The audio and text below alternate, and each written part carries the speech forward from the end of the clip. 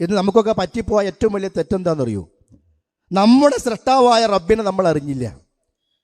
അള്ളാഹു സുബ്ഹാനഹു വ തആല അവനെക്കുറിച്ച് വിശുദ്ധ ഖുർആനിൽ പല സ്ഥലങ്ങളിലും പരിചയപ്പെടുത്തി. അള്ളാഹു ആരാണ്? അവൻ റഹ്മാനാണ്, പരമകാരുണികൻ. അവൻ റഹീമാണ്, അവൻ വദൂദാണ്, അവൻ റഊഫാണ്, അവൻ ഗഫൂറാണ്, അവൻ ഗഫാറാണ്. എന്തിനായി പറഞ്ഞതൊക്കെ? മനുഷ്യ, നിന്നോട് കരുണ കാണിക്കാൻ, നിന്റെ കാര്യങ്ങൾ കണ്ടറിഞ്ഞ് നിർവഹിച്ചു തരാൻ, നിന്റെ ഏത് പ്രശ്നങ്ങളിലും ഇടപെടാൻ അതിന് സാധിക്കുന്നവൻ അല്ലാഹു സുബ്ഹാനഹു വ തആല മാത്രം. കാരണം നിന്നോട് അവനാണ് സ്നേഹമുള്ളത്. കാരണം ആ റബ്ബ് സ്നേഹമുള്ളവനാണ്. അവൻ റഊഫാണ്, അവൻ ദയാലുവാണ്, അവൻ കാരുണ്യവാനാണ്.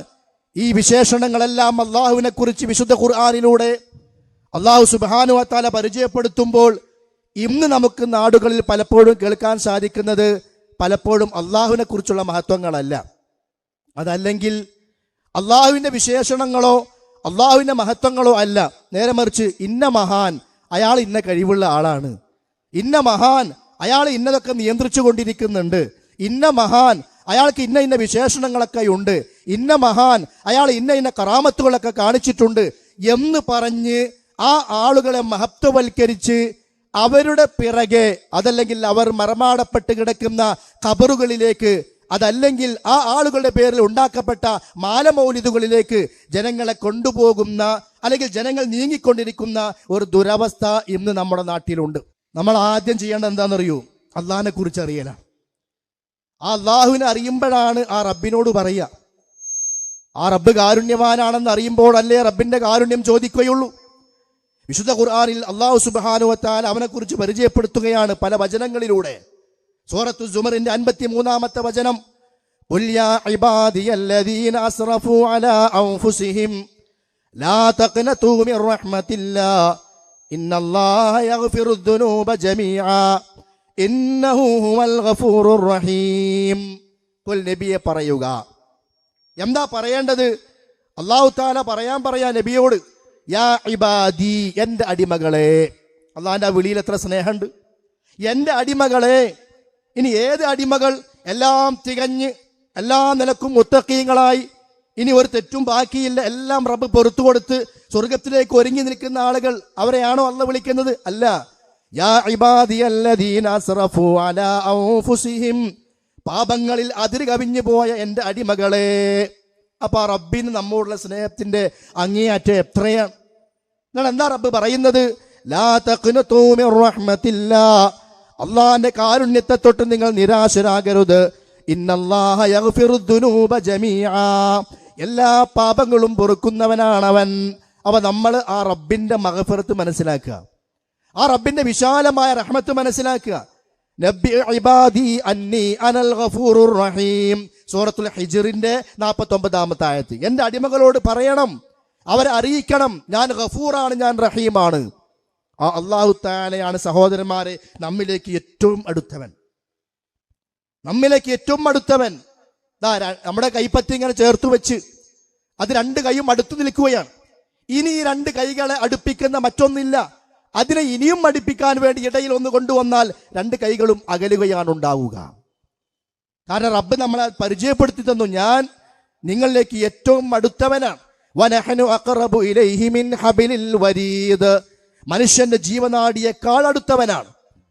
ആ റബ്ബ് നമ്മുടെ ഏത് കാര്യവും നിർവഹിച്ചു തരാൻ കഴിവുള്ളവനാണ്, സന്നദ്ധനാണ്, അതിനവൻ ഒരുക്കമാണ്. വൈദാ സഅലക ഇബാദി അന്നി ഫഇന്നി ഖരീബ്, എൻ്റെ അടിമകൾ എന്നെ കുറിച്ച് ചോദിച്ചാൽ ഫഇന്നി ഖരീബ്, ഞാൻ ഏറ്റവും അടുത്തവനാണ്. ഉജീബു ദഅവത ദാഇ ഇദാ ദഅൻ, ദുആ ചെയ്യുന്നവൻ എന്നോട് ദുആ ചെയ്താൽ ഞാൻ അവന്റെ ദുആക്ക് ഉത്തരം കൊടുക്കും. അപ്പൊ റബ്ബ് നമ്മിലേക്ക് ഏറ്റവും അടുത്തവനാണ്, നമ്മോട് അവൻ ഗഫൂറാണ്, റഹ്മാനാണ്. ഇങ്ങനെയൊക്കെ അല്ലാഹു തആല അവനെ കുറിച്ച് പരിചയപ്പെടുത്തി തന്നിട്ടുണ്ടെങ്കിൽ സഹോദരന്മാരെ, നമ്മുടെ എല്ലാ ആവലാതി പറയലുകളും ആ റബ്ബിനോടായിരിക്കണം. അതാണ് ഈ പ്രസ്ഥാനത്തിന് പറയാനുള്ളത്. നമ്മുടെ എന്ത് ആവശ്യം വന്നാലും, രോഗമാണോ, മക്കളില്ലാത്തതാണോ, അല്ലെങ്കിൽ കുറെ ആൺകുട്ടികൾ ഇനി പെൺകുട്ടികളാണ് വേണ്ടത്, അതാണോ വിഷയം? അല്ല, കുറെ പെൺകുട്ടികളാണ് ഇനി ആൺകുട്ടിയാണോ വേണ്ടത്? എന്ത് വിഷയമാണെങ്കിലും ശരി, അത് നീ പറയേണ്ടത് ഈ റബ്ബിനോടാണ്. കാരണം അവനാണ് അലീം, എല്ലാം അറിയുന്നവൻ, അവനാണ് സമീഅ്, എല്ലാം കേൾക്കുന്നവൻ. ഇനി നീ പാപം ചെയ്തു, പുറത്തു തരണോ? അള്ളാഹുവാണ് ഗഫാർ. അവനോട് പറയുക, നിന്റെ ഏത് മാനസികമായ വിഷമങ്ങളുണ്ടോ, രോഗങ്ങളുണ്ടോ, പ്രതിസന്ധികളുണ്ടോ, അത് റബ്ബിനോട് പറയാ. ഇത് ഒരു ഇസ്ലാമിന്റെ ഏറ്റവും അടിസ്ഥാനപരമായ കാര്യമാണ്. ഇവിടെയാണ് ഇന്ന് ആളുകൾക്ക് അബദ്ധം സംഭവിച്ചത്. ഞാൻ തുറന്നു പറയുന്നത് കൊണ്ട് ആർക്കും വിഷമം തോന്നരുത്. അള്ളാഹു അല്ലാത്ത ബദ്രീങ്ങളോട് പ്രാർത്ഥിക്കാം, മുഹയ്യദ്ദീൻ ശൈഖിനോട് പ്രാർത്ഥിക്കാം. രേഖകൾ നമ്മുടെ കൈകളിലുണ്ട്, അതുകൊണ്ടാണ് ഇങ്ങനെ പറയുന്നത്. അതേപോലെ CM മടവൂരിനെ വിളിക്കാം. ഇങ്ങനെ മരിച്ചുപോയ ഈ ആളുകളെയെല്ലാം വിളിച്ച് നമ്മുടെ കാര്യങ്ങളും പ്രശ്നങ്ങളും പരാതികളുമെല്ലാം പറയാം. അത് അനുവദനീയമാണ്. അല്ല, അതാണ് ഏറ്റവും നല്ലത് എന്നിടത്തോളം ഇത്രയും കാലത്തുള്ള ഈ നാട്ടിലെ നമ്മുടെ ചില പണ്ഡിതന്മാരുടെ പ്രവർത്തനങ്ങളിലൂടെ ആ വിശ്വാസം ജനങ്ങളിലേക്ക് എത്തിച്ചേർന്നിട്ടുണ്ട്.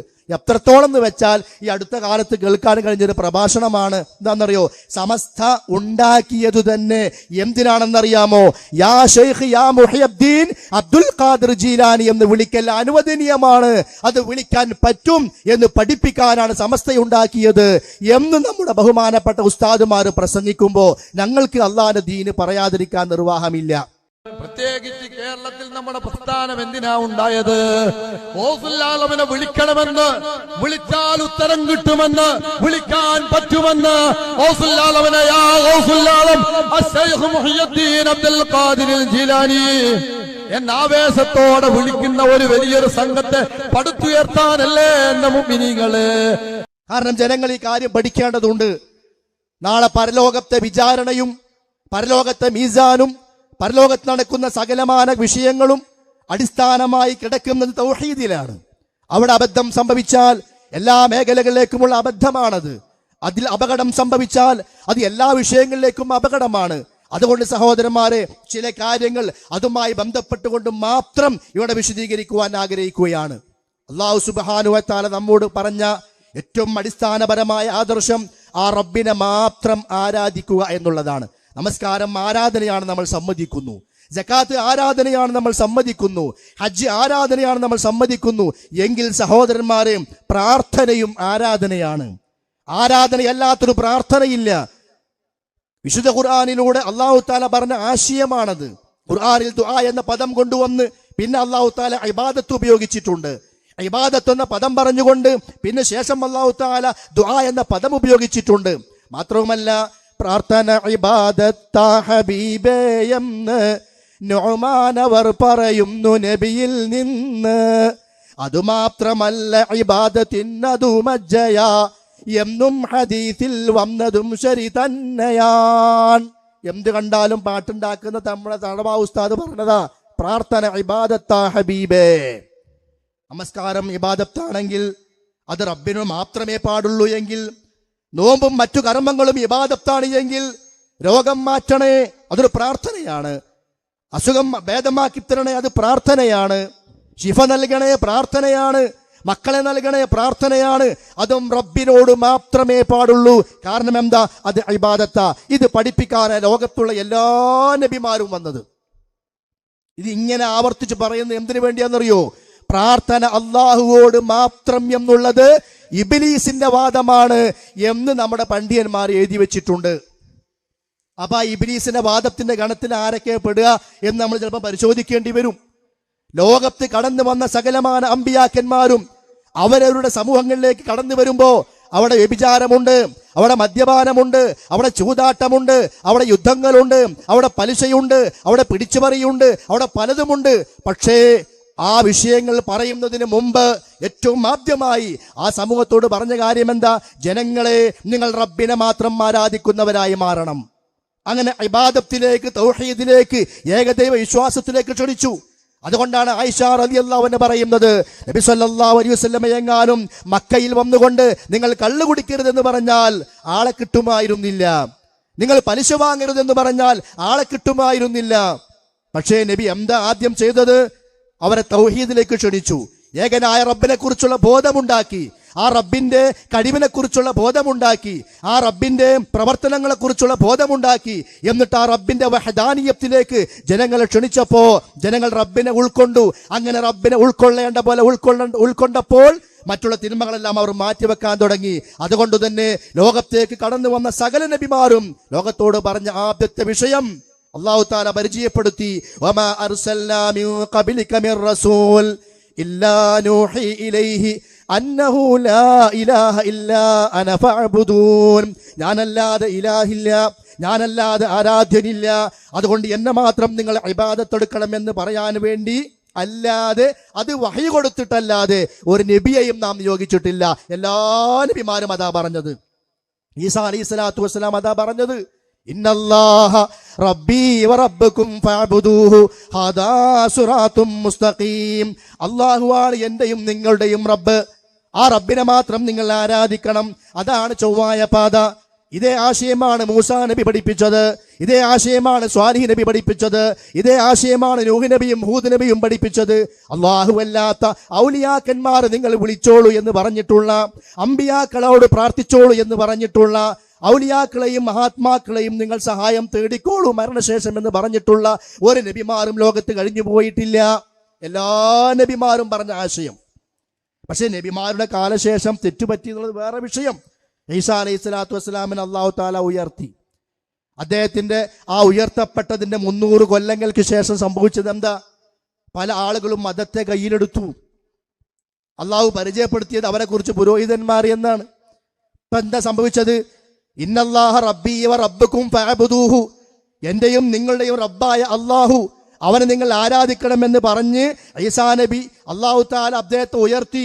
ഇപ്പൊ സംഭവിച്ചതോ, ആ ഈസാ നബിയെ രക്ഷിക്കണേ എന്ന് പറയുന്ന ആളുകളില്ലേ, ആ ഈസാ നബിയുടെ ഉമ്മയെ വിളിക്കുന്ന ആളുകളില്ലേ, അവരെ കുറിച്ച് മുസ്ലിങ്ങൾ എന്താ പറയാറുള്ളത്? അവർ നസ്വാറാക്കളാണ് അല്ലേ, അവർ ഇസ്ലാമിന് സ്ഥാനമില്ല.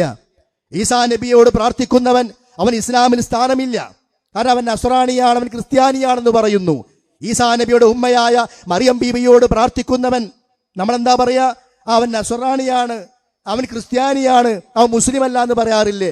എങ്കിൽ സഹോദരന്മാരെ, ഞാൻ ഒരു പോയിന്റ് ഇടയിൽ കയറി പറയാ. എന്താണെന്നറിയോ? അല്ലാഹു സുബ്ഹാനഹു വ തആല വിശുദ്ധ ഖുർആനിൽ പുകഴ്ത്തി പറഞ്ഞ ഒരാളാ മറിയം ബീവി. എന്തൊക്കെ പറഞ്ഞു? ഇന്നല്ലാഹ അസ്തഫാകി വതഹറകി വസ്തഫാകി അലാ നിസാഇൽ ആലമീൻ. അല്ലാഹു നിങ്ങളെ തിരഞ്ഞെടുത്തിരിക്കുന്നു. അല്ലാഹ് മഹത്വപ്പെടുത്തുകയാണ്, മഹത്വം നൽകുകയാണ്, അല്ലാഹുവിന്റെ വിശേഷണമാണ്. പിന്നെയോ വകാനത് മിനൽ ഖാനിതീൻ, അടങ്ങി ഒതുങ്ങി ജീവിക്കുന്ന തഖ്വയുള്ള അനുസരണയുള്ള മഹദിയായിരുന്നു. ഇന്നഹാ സിദ്ദീഖ, അവർ സത്യസന്ധയായിരുന്നു. ഇങ്ങനെ പല മഹത്വങ്ങളും ഖുർആനിലും ഹദീസിലൊക്കെ കാണാം. ആ മറിയം ബീവിയെ വിളിച്ചു പ്രാർത്ഥിക്കുന്നവൻ ഇസ്ലാമിന്ന് പുറത്താണ്, ക്രിസ്ത്യാനിയാണ്. എങ്കിൽ ഒരു പേരറിവില്ല, മശൂറും കുറവില്ല, ബഹുമാനരൊക്കപ്പെട്ട നാട്, വെളിയങ്കോട്ടും മറുകാലി കുഞ്ഞിമരക്കാർ ഷഹീദോരും. അങ്ങനെയാണല്ലോ, ഊരും தெரியாது, പേരും தெரியாது, എങ്കെന്ന് വന്ന് എങ്ക പോകരുത് ഒന്നുമേ தெரியாது. അങ്ങനത്തെ ഒരു മഹദി അവിടെ മുനമ്പത്ത് വന്നിട്ട് അവിടെ നമ്മൾ മക്ബറയുണ്ടാക്കിയിട്ട് നമ്മുടെ പ്രശ്നങ്ങൾ വരുമ്പോൾ ആ മക്ബറക്ക് മുമ്പിൽ പോയി പറയുന്നവൻ മുസ്ലിം. അവിടെയുള്ള പെട്ടിയിൽ, സ്വന്തം വീട്ടിലെ പെട്ടിയിലെ പണം പോയാൽ ആ പണം കിട്ടാൻ വേണ്ടി അവിടുത്തെ പെട്ടിയിൽ പണം കൊണ്ടുപോയി ഇടുന്നവൻ മുസ്ലിം. അവിടെ പോയി ആ മുനമ്പത്തെ ബീബിയോട് പ്രാർത്ഥിക്കുന്നവൻ മുസ്ലിം. അത് എന്തിന്റെ മാനദണ്ഡത്തിലാ? ചില കാര്യങ്ങളൊക്കെ ചിന്തിക്കണ്ടേ? നമ്മൾ അവർ വഹാബികളാണ്, അവർ പുത്തൻവാദികളാണ്, അവർ പറയുന്നത് കേൾക്കരുത് എന്നൊക്കെ നമ്മൾ പലപ്പോഴും ചിന്തിക്കുകയും പറയുകയും ചെയ്തിട്ടുണ്ടെങ്കിലും ഈ പോയിന്റ് നിങ്ങളൊന്ന് ആലോചിക്കിൻ. ഈസാ നബിയുടെ ഉമ്മയെ വിളിച്ച് പ്രാർത്ഥിക്കുന്നവൻ, മറിയം ബീവിയെ രക്ഷിക്കണേ എന്ന് പറയുന്നവൻ ക്രിസ്ത്യാനിയാണ്, വനമ്പത്തെ ബീവിയെ കാക്കണേ എന്ന് പറയുന്നവൻ മുസ്ലിമുമാണ്. അങ്ങനെയാണോ ഇസ്ലാം പഠിപ്പിച്ചത്? അല്ല, അത് ഇസ്ലാമിന്റെ വിശ്വാസമല്ല.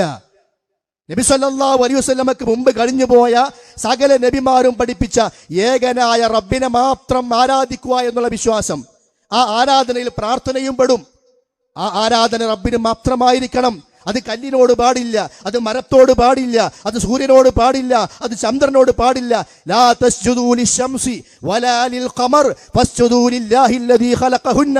സൂര്യന്റെ മുമ്പിൽ സുജൂദ് ചെയ്യരുത്, കാരണം അത് സൃഷ്ടിയാണ്. കല്ലുകൾ സൃഷ്ടിയാണ്, മൃഗങ്ങൾ സൃഷ്ടിയാണ്, ഇഴജന്തുക്കൾ സൃഷ്ടികളാണ്, പക്ഷികൾ സൃഷ്ടികളാണ്, അതേ മനുഷ്യരും സൃഷ്ടികളാണ്. അവർ എത്ര വലിയവരാണെങ്കിലും ശരി, അവർ ഒരിക്കലും സൃഷ്ടാവുകയില്ല. അതുകൊണ്ട് പ്രാർത്ഥന റബ്ബിനോട് മാത്രം, ഇബാദത്ത് അല്ലാഹ്ക്ക് മാത്രം. ഇതാ നബിമാരെ മുഴുവൻ പഠിപ്പിച്ചത്.